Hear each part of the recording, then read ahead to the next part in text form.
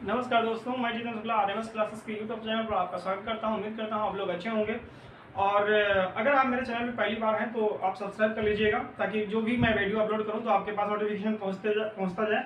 और मैं आज बिना देरी किए हुए वीडियो 2018 में आए हुए प्रश्न, ठीक है, हिंदी का। तो इसमें एक क्वेश्चन से ये आया था कि जब एक अधिकारी दूसरे अधिकारी को व्यक्तिगत नाम से पत्र लिखता है तो उसे हम क्या कहते हैं। तो मैंने लगाया है अर्थशासकीय पत्र। अर्थशासकीय पत्र का मतलब ये होता है कि जब कोई एक कर्मचारी, मतलब एक, चाहे किसी एक डिपार्टमेंट का हो या किसी और डिपार्टमेंट का हो, लेकिन अगर अधिकारी है वो किसी पद पे है, यानी तो वो जो पत्र लिखा जाता है उसको हम किस नाम से जानते हैं, ये क्वेश्चन था। तो उसका मतलब ये हुआ था अर्थशासकीय पत्र, ठीक है दोस्तों।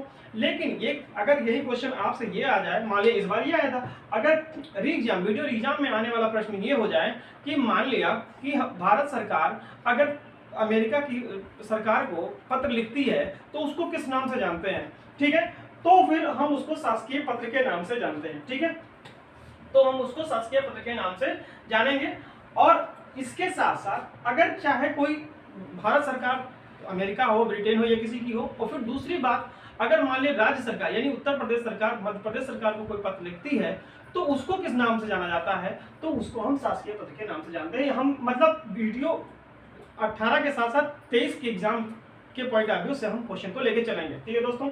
दूसरा क्वेश्चन है, एक विद्यार्थी को अपने स्कूल के प्रधानाचार्य को अभिवेदन में क्या लिखना चाहिए। मतलब कहने का सेंस है कि मान लिया कि मैं एक विद्यार्थी हूं और अपने प्रधानाचार्य को मुझे कोई पत्र लिखना है, लेटर लिखना है, तो मैं क्या लिखूंगा। क्या ऑप्शन था आपका, या दूसरा ऑप्शन था भवदीय, तीसरा ऑप्शन था आपका आज्ञाकारी शिष्य, चौथा था आपका सेवक। तो ये बात ध्यान रखिएगा कि जब हम अपने प्रधानाचार्य को कोई पत्र लिख रहे होते हैं तो हम आपका लगाएंगे आपका आज्ञाकारी शिष्य, ठीक है, आपका आज्ञाकारी शिष्य। और क्या क्या हो सकता है हमें यहाँ पे, तो यहाँ भवदीय नहीं हो सकता है। आप जब कोई पत्र लिखेंगे तो महोदय लिख सकते हैं, मान्यवर लिख सकते हैं। मान लिया जैसे आप किसी थानाध्यक्ष को पत्र लिखना है तो आप मान्यवर कह सकते हैं, महोदय कह सकते हैं, श्रीमान कह सकते हैं, क्या कह सकते हैं, श्रीमान जी कह सकते हैं, ठीक है दोस्तों। तो ये हमारे और ऑप्शन भी अगर होते यहाँ पे तो भी हम इन सबको टिक कर सकते थे, सही कर सकते थे, ठीक है दोस्तों। तो ये आपको उम्मीद करता हूँ कि समझ में आ गया होगा। अगला क्वेश्चन है, संक्षेपण मूल पाठ से कितने शब्दों में लिखना चाहिए। यानी कि इसका मतलब ये हुआ कि एक आधा तिहाई, आधा 1/2 शब्दों में, यानी कि एक, इसका मतलब हुआ 1/3 शब्दों में यानी कि 1/3, 3/4 शब्दों में मतलब 3/4, 2/3 शब्दों में यानी कि 2/3, 2/2 शब्दों में, ठीक है। तो यहाँ पे आपको जो हम संक्षेपण मूल में पाठ से कितने शब्दों में लिखना चाहिए, ये था आपका 1/3 शब्दों में, ठीक है। दूसरी बात, अब एक क्वेश्चन ये आया था कि हिंदी में ध्वनियां कितने प्रकार की होती हैं। हिंदी में ध्वनियां कितने प्रकार की होती हैं, तो आपसे 2, 4, 6, 8, तो ध्वनियां होती हैं 4 प्रकार। कौन कौन सी ध्वनियां होती हैं, 4 प्रकार की। जैसे हम लोग खराटे लेते हैं, ठीक है, या मतलब दर्द होता है तो पीड़ा की कराहट, और दूसरी हमारे मुख से जो ध्वनि उत्पन्न होती है, एक उसको ले लेते हैं, ठीक है। तो इस तरीके से 4 ध्वनियां आपकी हो जाती हैं, ठीक है। अब एक क्वेश्चन ये आया था, मात्रा के आधार पर स्वर कितने प्रकार के होते हैं। तो मात्रा के आधार पर स्वर 2 प्रकार के होते हैं। कौन कौन से, जैसे एक होता है दीर्घ स्वर, और दूसरा होता था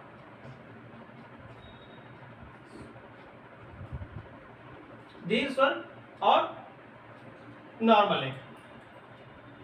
ये जैसे दीर्घ में आपका आ, ई, उ, इस तरीके से आ जाएंगे, जिसपे मतलब बड़ा आ की मात्रा, बड़ी की मात्रा, और एक छोटा वाला सर जिसको हम हर्ष स्वर कहते थे, यही 2 होते हैं। तो इसमें जैसे छोटा आ, छोटी ई, इस तरीके से हम लोग लिख सकते थे।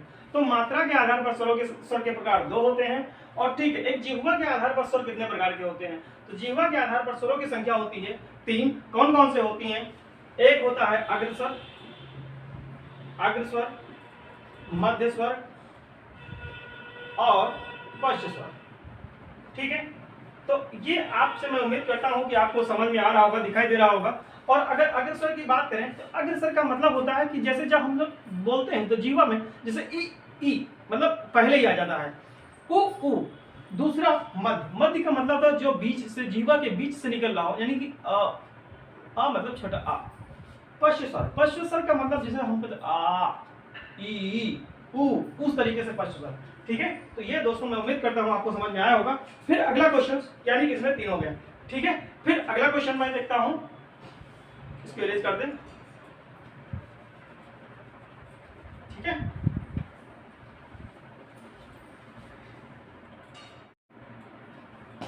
नेक्स्ट क्वेश्चन देखिएगा 7 नंबर है, निम्न में से कौन सा पुल्लिंग है।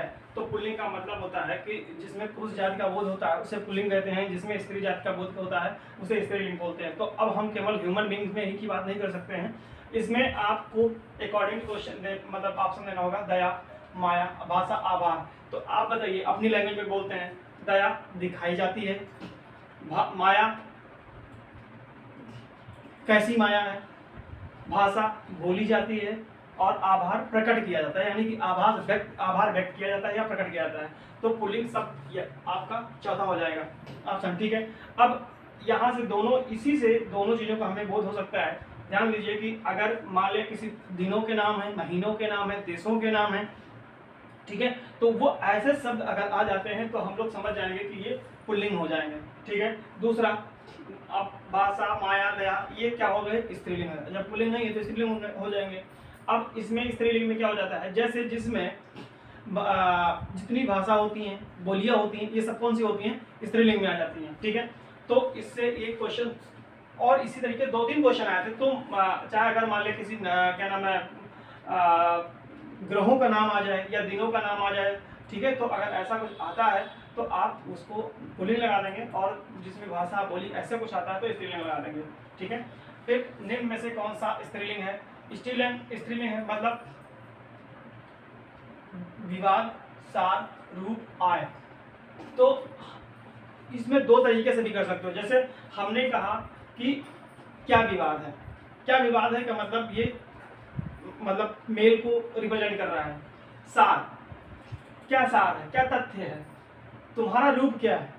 ठीक है, तो ये जब तुम्हारा आ गया, क्या आ गया, तो ये क्या हो जाएगा, पुल्लिंग हो जाएगा। लेकिन आय तो क्या पूछेगा, तुम्हारी आय कितनी है। तो अगर तुम्हारी आय कितनी है यानी कि तुम्हारा, तुम्हारी, अच्छा, अच्छी, ऐसे अगर हम लगा देते हैं तो फिर अगर अच्छा आ रहा है तो फिर वो पुल्लिंग को दिखा रहा है, और अगर अच्छी आ रहा है तो हम इसको समझ जाएंगे कि स्त्रीलिंग है। तो तुम्हारी आय कितनी है, तो ये स्त्रीलिंग यहाँ से क्लियर हो जाएगा। ठीक है, संधि कितने प्रकार की होती हैं।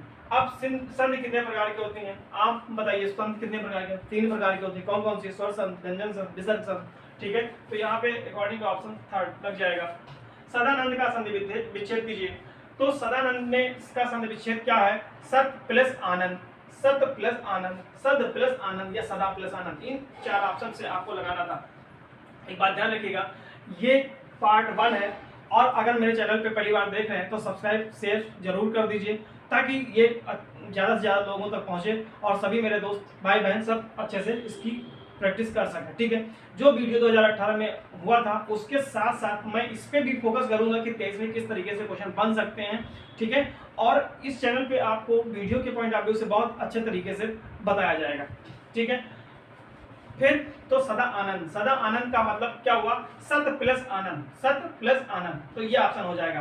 कैसे, क्यों सत यहाँ पे ये कंप्लीट है, ये हलंत जो लगा हुआ है ये आधा रिप्रेजेंट कर रहा है। ठीक है, मतलब ये आधा है। ठीक है, सद प्लस आनंद नहीं करेंगे, सदा प्लस आनंद नहीं करेंगे। बाकी जब हम लोग इसकी पढ़ाएंगे तो क्लियर करते रहेंगे और बेसिक से, लेकिन इसमें आपको केवल वो दिखा रहा हूँ, तो इसके साथ साथ थोड़ा बहुत देखते चलेंगे। ठीक है, पुस्तकालय में कौन सी संधि, पुस्तकालय में कौन सी संधि है बताइए। अब अगर संधि विच्छेद हम करना चाहें तो पुस्तक, हम इसका संधि विच्छेद करना चाहें तो क्या आ जाएगा, पुस्तक प्लस आलय। ठीक है, पुस्तक प्लस आलय, तो पुस्तकालय हो गया। तो इसका आपका संधि में क्या करता है, वर्ण का मेल होता है, तो यहाँ से आ प्लस आ, तो ये क्या हो जाएगा, आ प्लस आ मिलाकर क्या हो जाएगा, दीर्घ। ठीक है, तो आपका पहला ऑप्शन हो जाएगा। ठीक है दोस्तों, अब नेक्स्ट क्वेश्चन है, अब प्लस उदय की संधि कीजिए। तो अब प्लस उदय की संधि जब हम करेंगे तो अब प्लस उदय यानी कि अभ्युदय, क्या बोलेंगे, अभ्युदय, यानी कि पहला ऑप्शन सही हो जाएगा। ठीक है, अभ्युदय यानी कि अब प्लस उदय हो जाएगा। अब नेक्स्ट क्वेश्चन है यथासंभव, यथासंभव में कौन सा समास है। तो यथासंभव में कौन सा समास है, मतलब ये हो जाएगा कि अव्ययी भाव समास हो जाएगा। क्या हो जाएगा, अव्ययी भाव समास हो जाएगा। यथा मतलब जिसमें उपसर्ग आ जाता है, ठीक है, तो वो उस मान लीजिए कि आपका क्या हो जाएगा, क्या नाम है, अव्ययी भाव समास हो जाएगा। अब नेक्स्ट क्वेश्चन है 14 नंबर, परमेश्वर में कौन सा समास है। परमेश्वर में कौन सा समास है, तो अगर हम देखेंगे परम प्लस ईश्वर, ठीक है, तो जिसमें विशेष और विशेषण या उपमेय या उपमान ऐसा कुछ आता है, तो फिर हम जो है लगाएंगे कर्मधारय समास, ठीक है दोस्तों। प्लस उसके बाद में अध्यक्ष में कौन सा उपसर्ग है, तो अध्यक्ष में अब अद अद उद, तो ये आपका अधि हो जाएगा, अभी हो जाएगा, ठीक है। फिर दूसरा बात, संग्राम में कौन सा उपसर्ग है, तो आपका सम हो जाएगा, ठीक है दोस्तों। फिर इसके बाद में मैं आगे चलता हूँ, ठीक है। चलिए अगले क्वेश्चन पे है कि सावधानी, सावधानी में कौन सा प्रत्यय है। तो देखिए नि, ई, धानी और आनी, तो सावधानी में सावधान प्लस ई यानी कि ई प्रत्यय है। कौन सा है, ई प्रत्यय है। प्रत्यय का मतलब होता है कि जो कोई भी मूल शब्द जिसके लास्ट में बाद में आ करके एक पूर्ण अर्थ दे दे तो उसको प्रत्यय बोलते हैं, ठीक है। प्रत्यय कितने प्रकार के होते हैं, 4 प्रकार के होते हैं, ये भी ध्यान रखिएगा। प्रत्यय पूछ दिया जा सकता है कि प्रत्यय कितने प्रकार के होते हैं। प्रत्यय 4 प्रकार के होते हैं। कितने प्रकार के होते हैं, 4 प्रकार के होते हैं। कौन कौन से, कृदिन, तद्धित, स्त्री, लिंग और एक और होता है, ठीक है। तो ये 4 प्रकार के होते हैं। जिंदगी में कौन सा प्रत्यय है, तो जिंदगी में जो ऑप्शन में आया है, जो मतलब बोर्ड आयोग ने सही माना है वो ई माना है। बहुत लोगों ने गी लगाया था, तो ये बात ध्यान रखिए कि जो आयोग ने माना है हमें उसी को लगाना है, क्योंकि जिस पे नंबर मिलने हैं उसी को करना है, यानी कि ई हो जाएगा, ठीक है। और प्रत्यय मैंने बता दिया कि 4 प्रकार के होते हैं, ठीक है। निम्न में से कौन सा शब्द तत्सम है। तत्सम शब्द का मतलब ये होता है कि जो शब्द मूल शब्द होते हैं, यानी कि जो ज्यों का त्यों, जैसे थे वैसे हैं, वैसे बोले जाते हैं, तो उनको हम तत्सम कहते हैं। या हम ये भी बोल सकते हैं कि तत्सम संस्कृत वाले शब्द को भी हम तत्सम बोलते हैं, ठीक है। चलिए अब यहाँ पे प्रिय, प्रिया, मोर और चार, तो आप तत्सम बताना है तो प्रिय हो जाएगा। क्या हो जाएगा, प्रिय हो जाएगा, प्रिय तत्सम हो जाएगा। और मोर का तत्सम होता है मयूर, मोर का तत्सम क्या होता है, मयूर। और चार का हो जाएगा चतुर्थ, ठीक है। मोर का हो जाएगा मयूर, एक मिनट सही से देख सकते हैं, मयूर, ठीक है, ये तत्सम हो गया। 4 का चतुर्थ हो जाएगा, ठीक। तो इस तरीके से हम लोग ध्यान रखेंगे।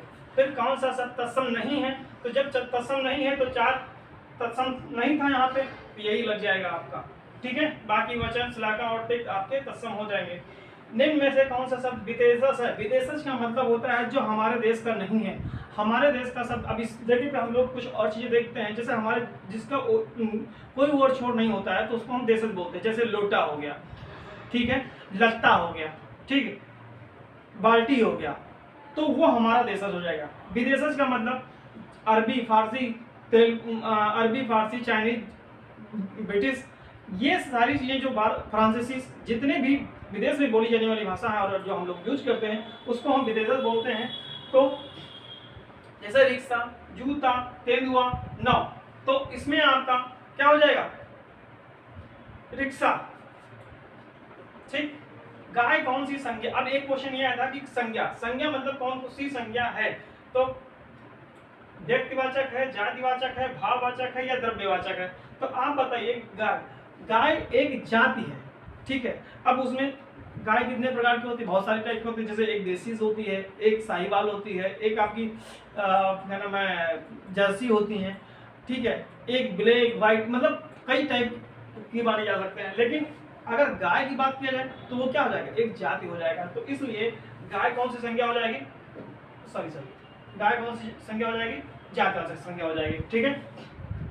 अब इसके साथ साथ अगर नदी कहा जाए तो नदी एक जाति है, लेकिन अगर पर्टिकुलर कोई बात कह दिया जाए, यानी गंगा नदी, यमुना नदी, नर्मदा नदी, तो वो आपकी क्या हो जाएगी, व्यक्तिवाचक संज्ञा हो जाएगी। ये बात ध्यान रखिएगा। पर्वतों का नाम आ जाए तो पर्वत बहुत सारे होते हैं, लेकिन पर्वत एक जाति है, अब चलो, अब आप अपनी टीचिंग में आ जाओ। अगर आप मतलब या वीडियो एग्जाम में देना है, अगर आप जितने भी अधिकारी होते हैं, ठीक है, तो वो एक जाति में हो जाएंगे। जैसे इंजीनियर की खुद की एक जाति है, समझ लीजिए, उसमें मेल भी होते हैं, फीमेल भी होते हैं, उसमें किसी की भी कास्ट की कोई वैल्यू नहीं होती, मतलब इंजीनियर खुद की जाति है, डॉक्टर खुद की जाति है। तो इस तरीके से हम लोग जाति और व्यक्ति में डिफरेंस निकाल सकते हैं, ठीक है। फिर निम्न में से कौन सी भाववाचक संज्ञा? भाववाचक का मतलब होता है इमोशनल, जो हमारे अंदर, जैसे दिल्ली तो एक स्थान हो गया, तो ये तो हो नहीं सकता। लड़का, बीमारी, मोहन, मतलब बीमारी हमको फील करती है, मुझे दर्द हो रहा है, पेन हो रहा है, ठीक है, सर दर्द हो रहा है, पैर दर्द हो रहा है, तो ये क्या है? एक भाव है। फिर हिंदी में कुल कितने सर्वनाम हैं? तो हिंदी में कुल कितने सर्वनाम हैं? 11 हैं, ठीक है। जैसे मैं, तू, तुम, यहाँ, वहाँ, जो, सो, कोई, कुछ, कौन, ये सारे क्या हो जाएंगे? 11 सर्वनाम हो जाएंगे। हाँ, एक क्वेश्चन यहाँ पे और पूछा जाता है कि सर्वनाम के कुल कितने भेद होते हैं? तो सर्वनाम के कुल कितने होते हैं? 6 भेद होते हैं, ये ध्यान रखिएगा। 5 भी होता है, 11, 8 ऑप्शन में थे, लेकिन ये आया हुआ क्वेश्चन है, तो इसलिए आप 6 भेद हो सकते हैं, मतलब हो सकते नहीं है, ठीक है। फिर पर्वतीय कौन सा विशेषण है? तो पर्वतीय, अब आप बताइए पर्वतीय कौन सा विशेषण हो जाएगा? पर्वतीय में गुणवाचक, संख्यावाचक, परिमाणवाचक या सार्वनामिक विषय। तो संख्यावाचक का मतलब कोई जब संख्या हो, तो संख्या तो इसमें दिख नहीं रही है, गुण या परिमाण या सार्वनामिक, तो इनमें से कौन सा होगा, ये आपको ध्यान देना है, बताना है। चलो बताओ।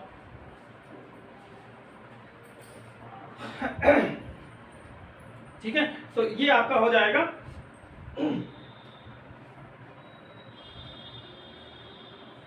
गुणवाचक, ठीक है दोस्तों। तो इतना आप करिएगा, ये पार्ट 1 है। अब इसके आगे जितने भी क्वेश्चन हैं, मतलब जैसे एक सेक्शन में एक बार में उसमें 50 क्वेश्चन आते थे, तो इसमें मैंने जो 25 क्वेश्चन करवाए हैं, तो इस 25 क्वेश्चन में बहुत सारे, जैसे प्रत्येक 2 प्रकार के पूछे गए थे, 2 बार पूछे गए थे, स्त्रीलिंग, पुल्लिंग, तो उसमें मैंने बहुत सारे क्वेश्चन एक में ही बताए हैं, ठीक है।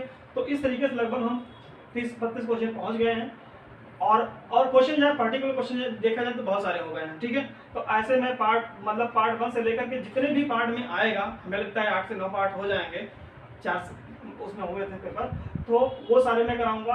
हिंदी के साथ साथ मैं पूरा रीजनिंग कराऊंगा, डिस्क्रिप्शन में भी कराऊंगा, और प्लस इसके साथ जीके कराऊंगा। तो दोस्तों, जो आप वीडियो एग्जाम देना है, तो उनको लिए बहुत अच्छा मौका है, जो आप इस चैनल से जुड़ जाइए और ज़्यादा से ज़्यादा शेयर करिए, सब्सक्राइब करिए और बेल आइकन को ऑन कर लीजिए। और इसके साथ साथ एक कमेंट बॉक्स में जरूर बताइएगा कि आपको वीडियो कैसा लगा, और अगर कुछ कमियां लग रही तब भी आप बताइए, ताकि हम लोग उसमें भी सुधार करेंगे, ठीक है। Thank you class.